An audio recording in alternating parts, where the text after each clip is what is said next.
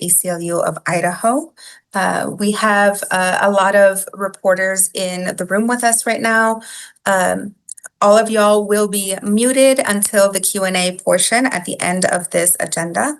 And so the press conference is going to be fully bilingual. We are going to have Paul begin, and then we're going to hear from Jen, and then we are going to end with Leo Morales, and I will moderate the Q&A afterward. So if you are, if you want to ask a question at the end, go ahead and raise your hand, and then I will unmute you and you can ask your question. And with that, I believe we can get going. Oh, last bit of housekeeping. This is being recorded, and we can share the recording out in its entirety after this is done. If you want to get that recording, please do reach out to myself or Emily Berkowitz, whoever you got the information for this press conference from, and we'll be happy to get that to you. And so with that, I am going to go ahead and introduce our first speaker, Paul. Paul Carlos Southwick is the ACLU of Idaho's legal director. He has extensive experience litigating civil rights cases on behalf of immigrant and LGBTQIA communities. He graduated from the University of Michigan Law School in 2009. After Paul speaks, I will repeat his remarks in Spanish, and then we will go ahead and move on to Jen. So with that, Paul, go ahead. Thank you, Rebecca. My name is Paul, and I want to thank you for taking the time to be with us today. Today, the ACLU of Idaho, along with ACLU National's Criminal Law Reform Project, and with the support of Stoll Reeves LLP, filed a lawsuit against multiple federal, state, and local law enforcement agencies for the military-style operation they led at La Catedral Arena in Wilder, Idaho on October 19th, 2025.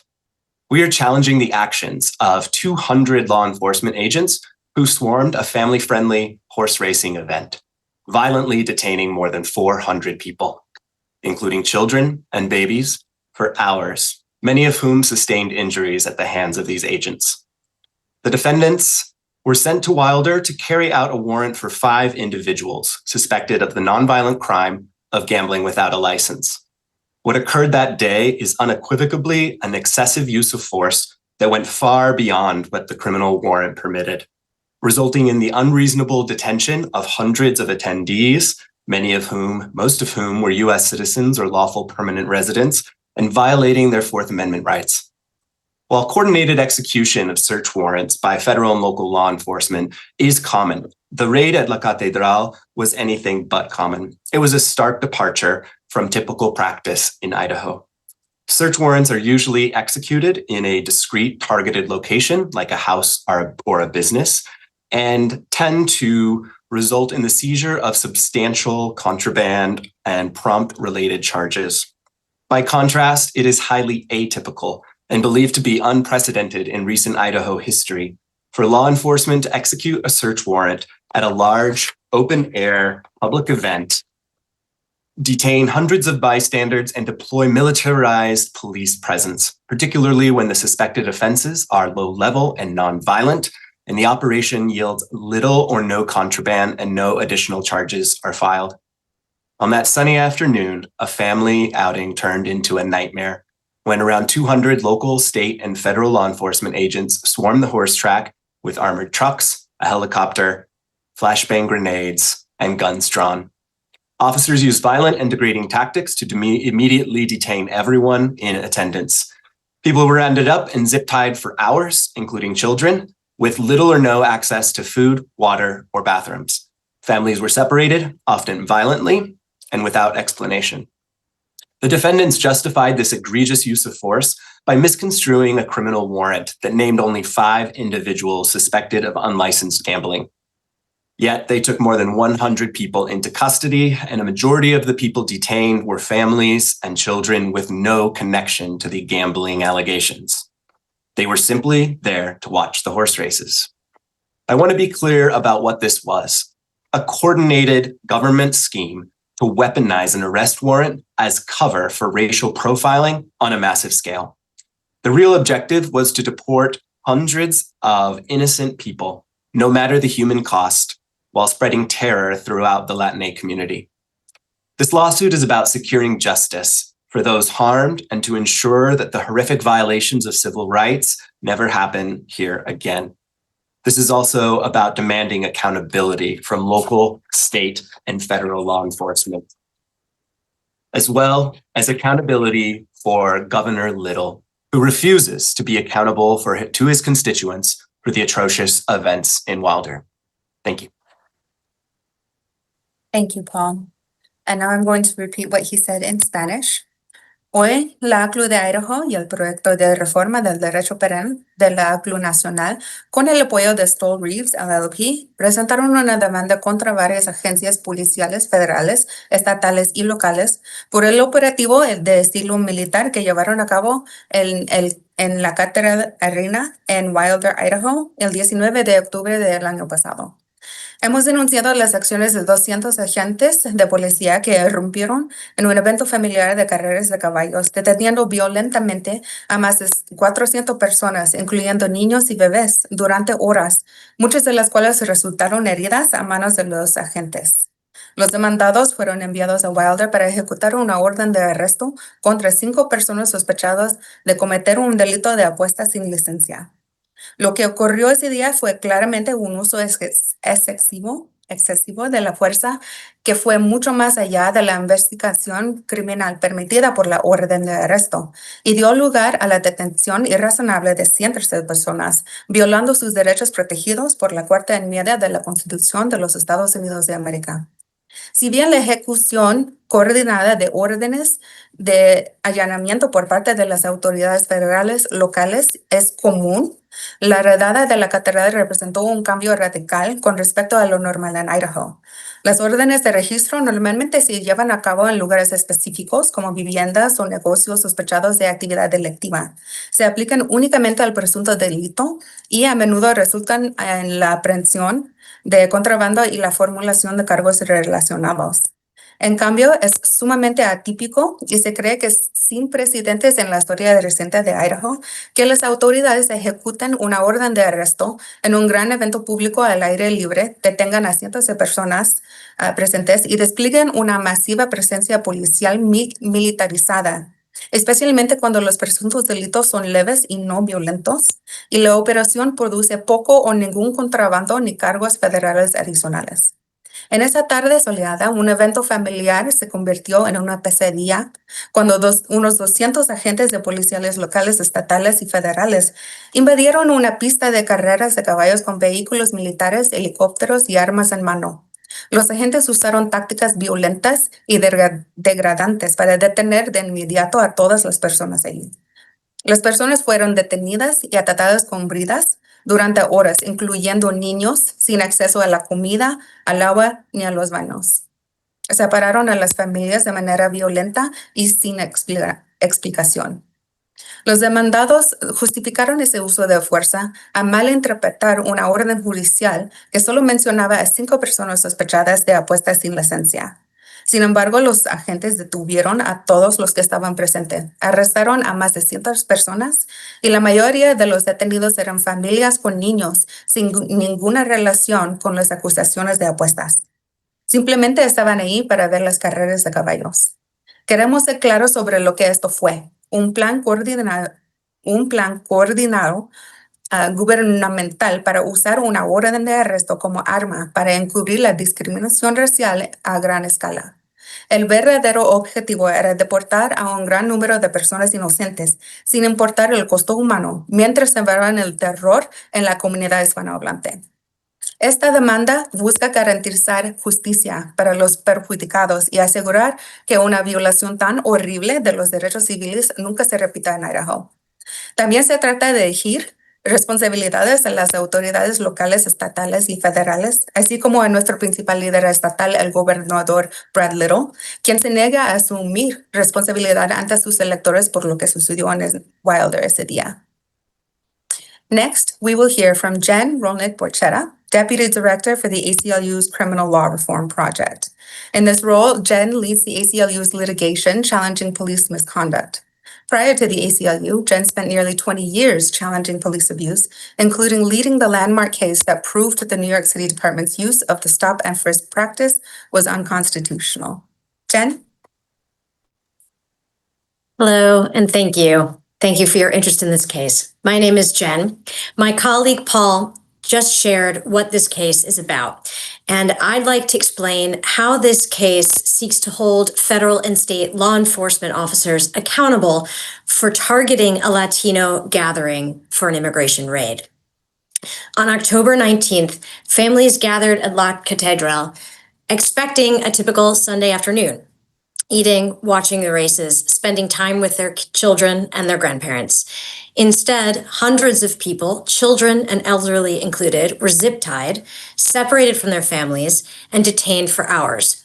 People were threatened, searched, and interrogated, not about gambling, which is what the underlying criminal warrant concerns, but about immigration status. This looked nothing like a normal criminal warrant execution because it wasn't. Law enforcement knew this was a place where Latino families gather. They chose a peak time when hundreds of people would be present and used a narrow criminal warrant as a Trojan horse for what they really wanted to do, which is to round up as many people as possible for civil immigration arrests. This was bigger than any one individual officer or agency. It wasn't the result of a few split-second decisions on the ground.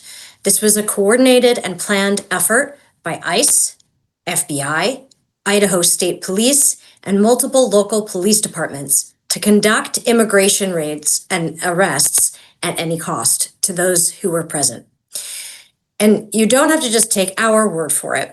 As we show in our complaint, ICE later acknowledged in an email to all of the agencies that coordinated this raid that the operation, quote, wouldn't have been possible without everybody here, end quote. And our complaint shows that Latino detainees were treated worse during this detention than those who law enforcement perceived to be white. Law enforcement used racial epithets for Latinos. They suggested Latino detainees were undocumented based on their ethnicity. They used more force against those who they perceived to be Latino, and even denied water to Latino detainees while smuggling water to a white family that was detained. It can be very hard to hold federal officers accountable for civil rights violations in our courts because the primary civil rights statute that allows lawsuits is Section 1983, and that only applies to state action. This lawsuit is different. Our clients bring claims under Section 1983 and other long-standing civil rights laws that prohibit a situation such as this, where federal officers conspire with state law enforcement to deprive people of their civil rights. These are laws that have long protected against using the instruments of state power to violate civil rights based on things like race and ethnicity. Here, our evidence in the complaint shows that the federal actors targeted La Catedral because it was a largely Latino gathering, and they conspired with state law enforcement to use criminal warrants and state law enforcement power as cover for an immigration dragnet targeted at Latino families. From Wilder to Minneapolis to Chicago, federal agents are wreaking havoc on communities. Instead of condemning this violence, the Trump administration is encouraging it. This sends a dangerous message that these abuses are acceptable and that no one will be held responsible. There is no undoing the trauma inflicted on the families affected that day. But accountability is how we make clear that what happened in Wilder was unlawful and that it cannot become a blueprint for policing in communities across the country. We will not be silent in the face of this abuse, and we intend to prove with our clients in court that what happened in Wilder violated the Constitution and that no agency is above the law. Thank you.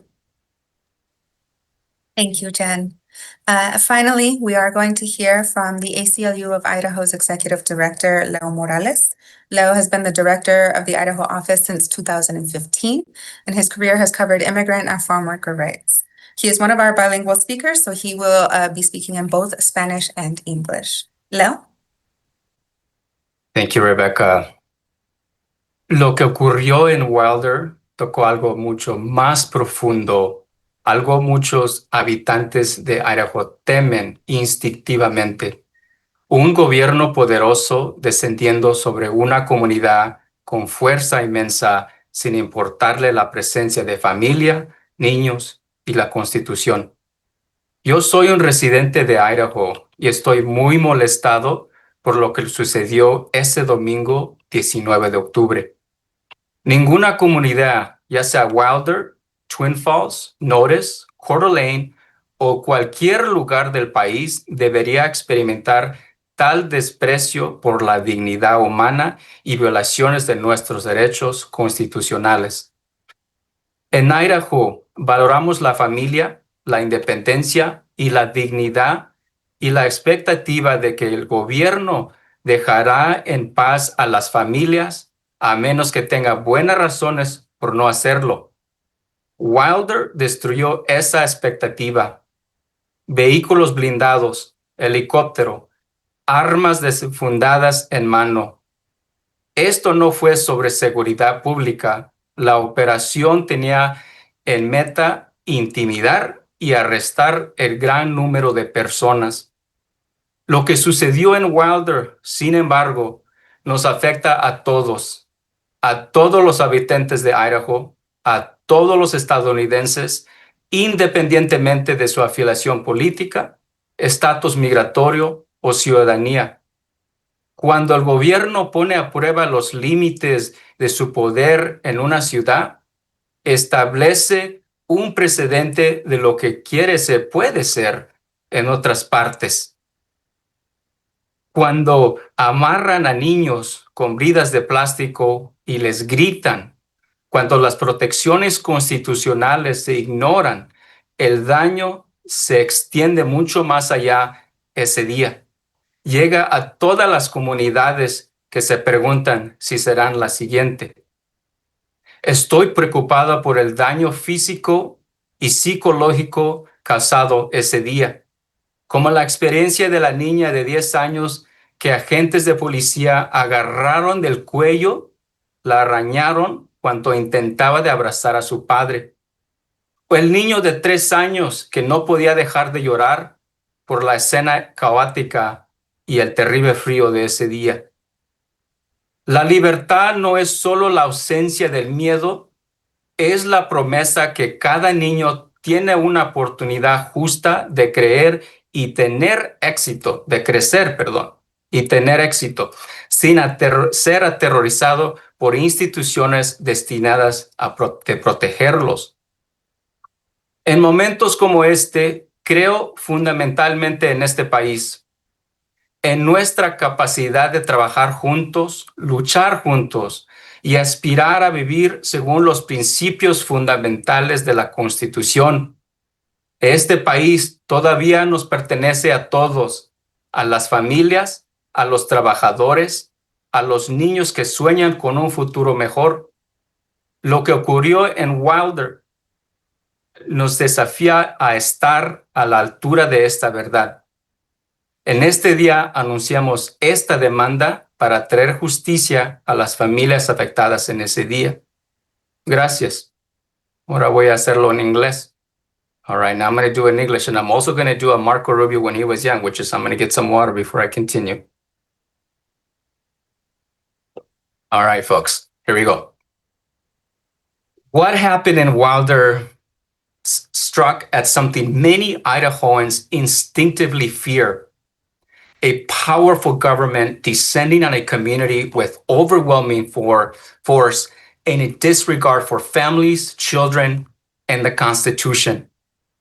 I am an Idahoan, and I am vehemently upset about what happened on that Sunday, October 19th, 2025.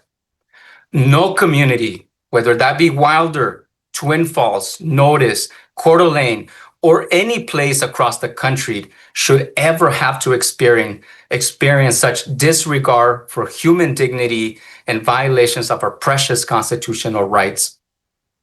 In Idaho, we value family, independence, dignity, and the expectation that government will leave families alone unless it has a good reason not to. Wilder shattered that expectation. Armored vehicles, helicopter, weapons drawn. This wasn't about public safety. It was about intimidation and arresting as many people as possible. What happened in Wilder, however, is about all of us, every Idahoan, every American, regardless of a political affiliation, immigration, or citizenship status. When government tests the limits of its power in one town, it sets a precedent for what it believes it can do everywhere. When children are zip-tied and screamed at, when constitutional protections are brushed aside, the harm extends far beyond that day. It reaches every community that wonders whether they might be next. I am disturbed by the physical and psychological harm caused that day, like the experience of that 10-year-old child who was grabbed by the neck and scratched by law enforcement when she attempted to hug her father. Or that 3-year-old child who would not stop crying because of the chaotic scene and the terrible cold weather. Freedom is not just the absence of fear. It is the promise that every child has a fair chance to grow and succeed without being terrorized by the institutions meant to protect them. But let me pivot. Even in moments like this, I believe deeply in this country, in our ability to work together, to struggle together, and to aspire to live by the core principles of the Constitution. This country still belongs to all of us, to families, to workers, to children dreaming of a better future. What happened in Wilder challenges all to live up to that truth. And together, through accountability and courage, I believe we will. Thank you. Back to you, Rebecca. Thank you so much, Leo, for those powerful words. That concludes the presentation portion of this press conference. We will go ahead and open it up to questions and, answers. I think if you want to go ahead and raise your hand, we also do have a Q&A box where you can click on it and submit your questions. Please do indicate who the question is for if you have a specific speaker in mind and which language you would like the answer in. So we will give folks a minute to answer those questions.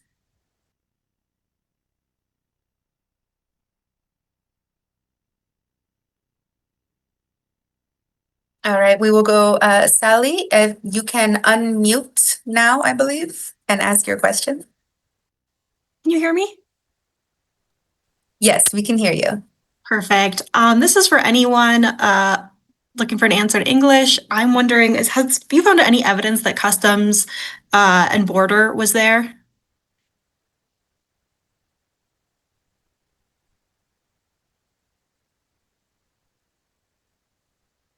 This is Jen. I can answer that with, unfortunately, not a firm answer, which is that we are aware that some people think CBP was there that day, but we don't have confirmation ourselves.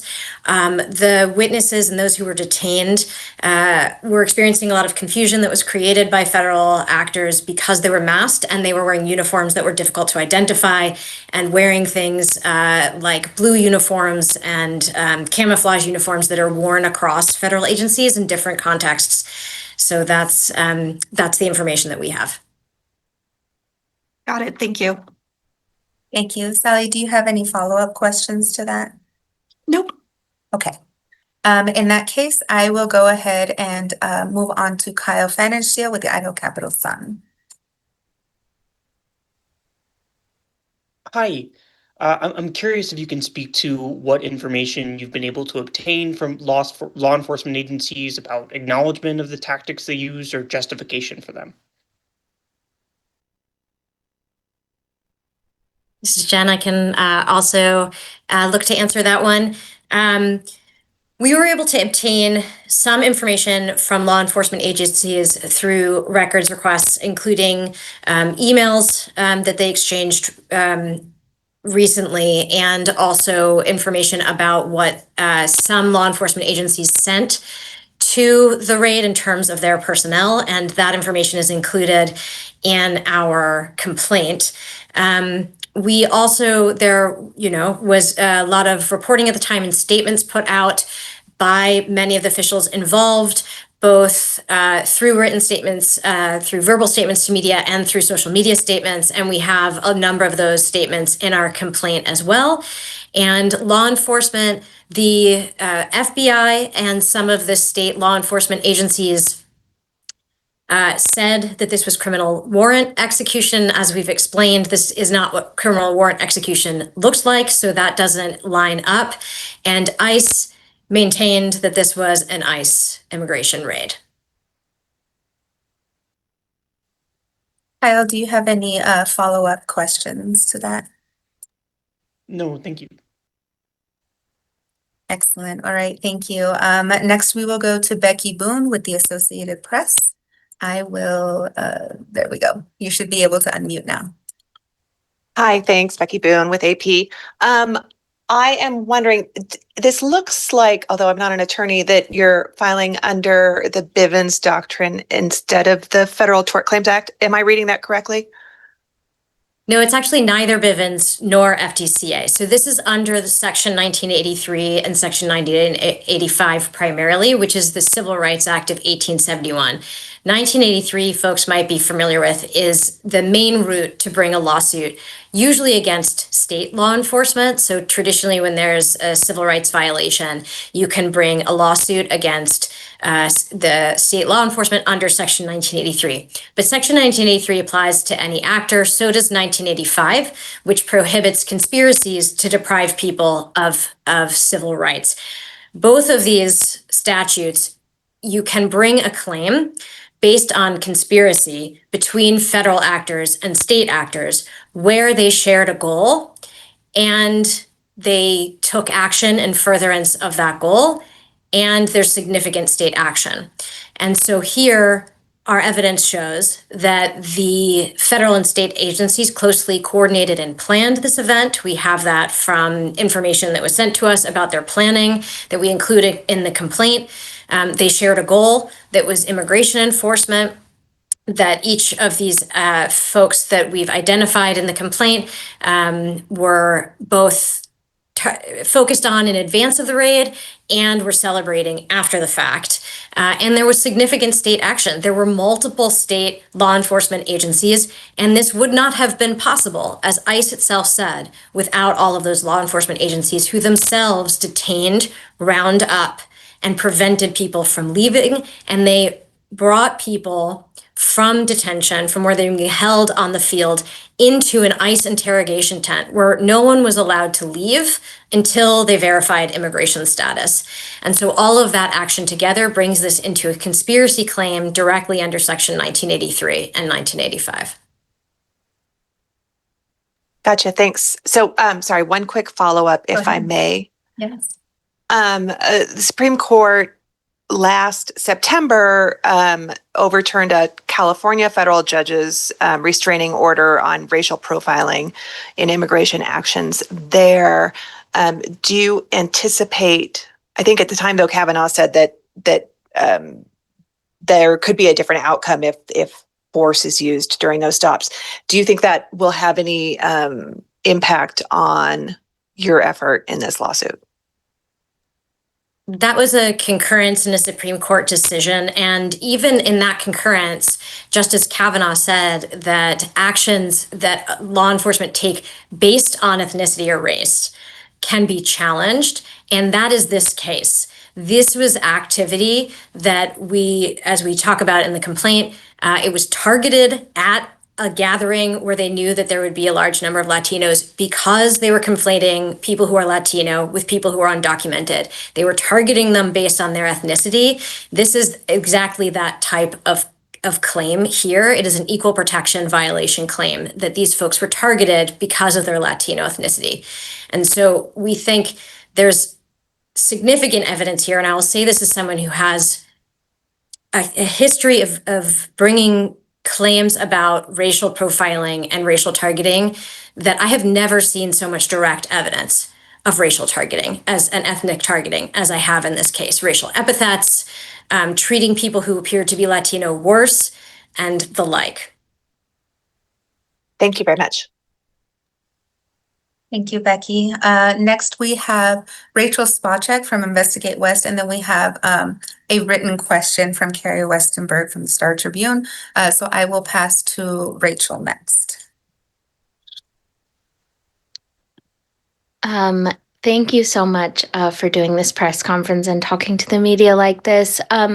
I just kind of briefly went through the complaint, and I know that there are several instances where you say local law enforcement coordinated with federal agents to conduct this raid. I was wondering if you could say a little bit more about that, like if there are any specific things that they did to kind of coordinate, sharing information about community members or any other specific ways they coordinated.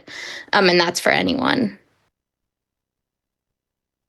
Think maybe I should take it again. Though I hope someone else will cut me off and speak soon. And Leo and Paul, please say if you want to jump in. But what I will share some examples of the coordination from what we know, and we expect to know a lot more once we get into discovery in this case. What we know right now is that the Nampa and Caldwell police departments and the Idaho State Police Departments coordinated with the FBI in advance of this raid, that they had several planning meetings, some of which were actually run by the state law enforcement agencies.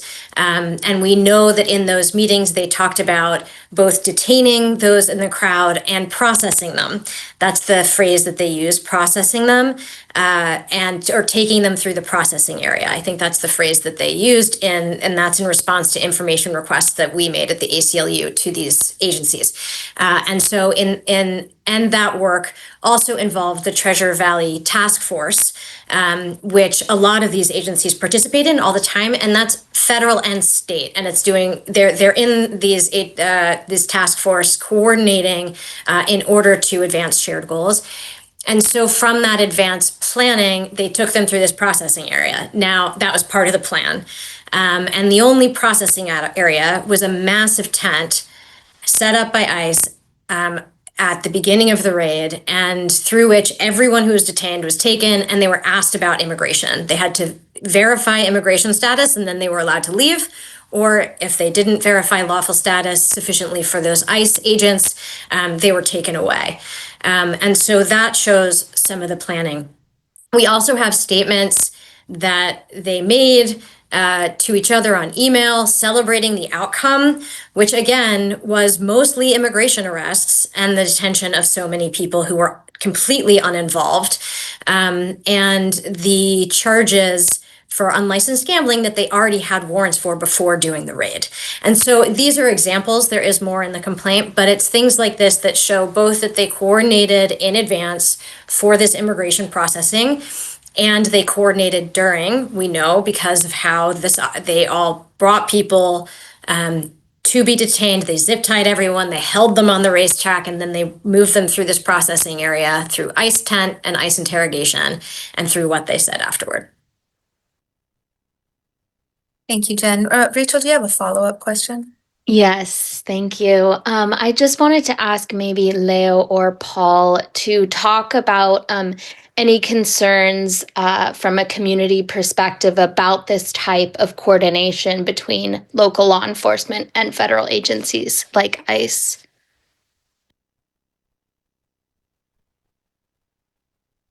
Leo, would you like to take that, or I can begin?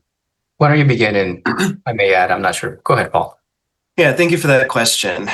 I think what happened at Wilder and what we're seeing in other parts of the state is that the public trust in law enforcement is deteriorating because of this cooperation.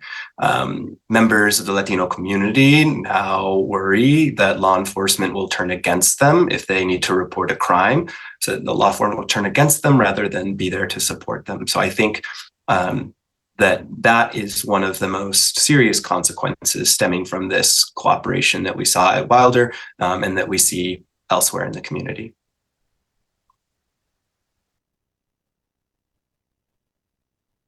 Leo, is there anything you wanted to add to that?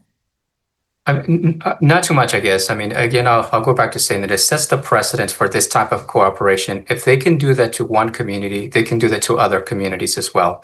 And this is where, again, it's very important for us as Idahoans, as Americans, to ensure that we push back to protect those constitutional rights that every person has under the Constitution. So that's the only thing I would add.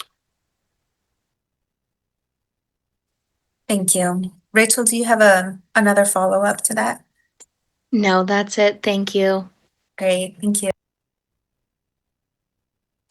I muted myself on accident. My apologies. So we have another question. So Carrie Restenberg had put something into the Q&A, and then Sally Krutzig with the Idaho Statesman has a question after that. So Carrie wanted to know what the timeline on the lawsuit is and what are the next steps.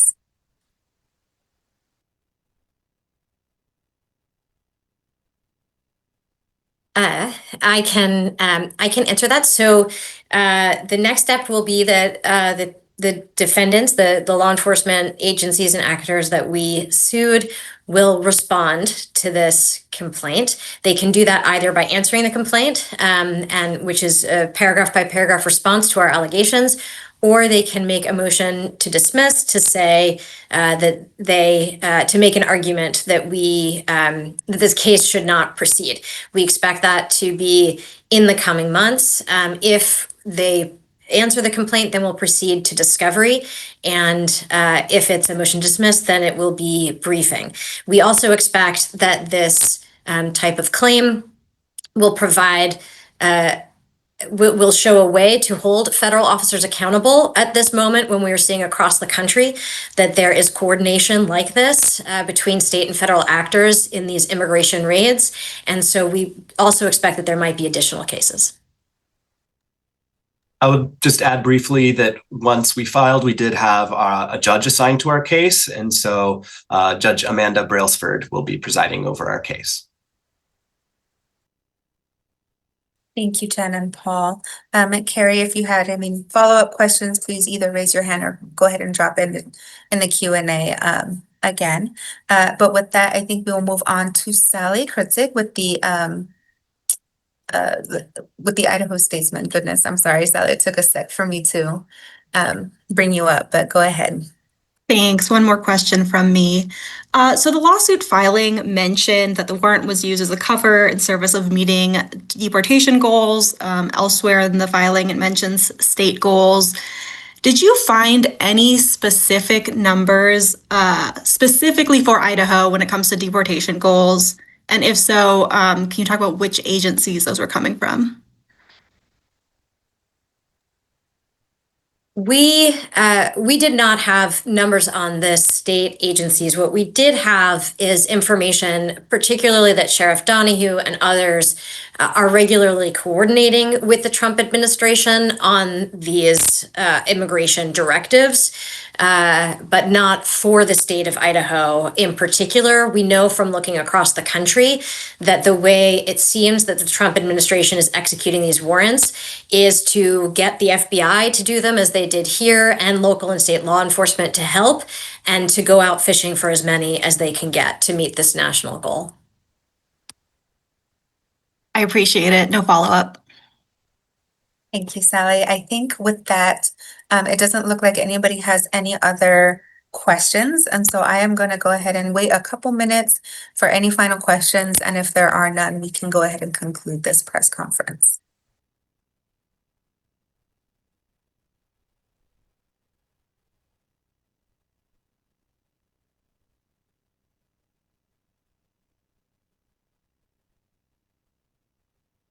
And by a couple of minutes, I mean a few seconds. So it looks like there are no other questions. If you do still have some questions. Did something just go in the Q&A? Yes, that is, thank you. Carrie says, thank you very much. Thank you, Carrie. Yes, and so if you do still have any other questions, please do reach out to Emily Berkowitz or myself, and we can get you connected with somebody to interview or, we can answer your questions. So thank you again. Kyle also says thank you. So thank you again to Jen, Lo, and Paul for talking to us today. Thank you to all of the journalists who attended and who are, telling the story of this case and of what happened in Wilder. We really appreciate you all. And with that, we will go ahead and end. I do have a few requests from people who already would like the recording. You have to give it about 10, 15-ish minutes to sort of fully upload, and I will be happy to send those to you. So thank you all, everybody, and have a wonderful day.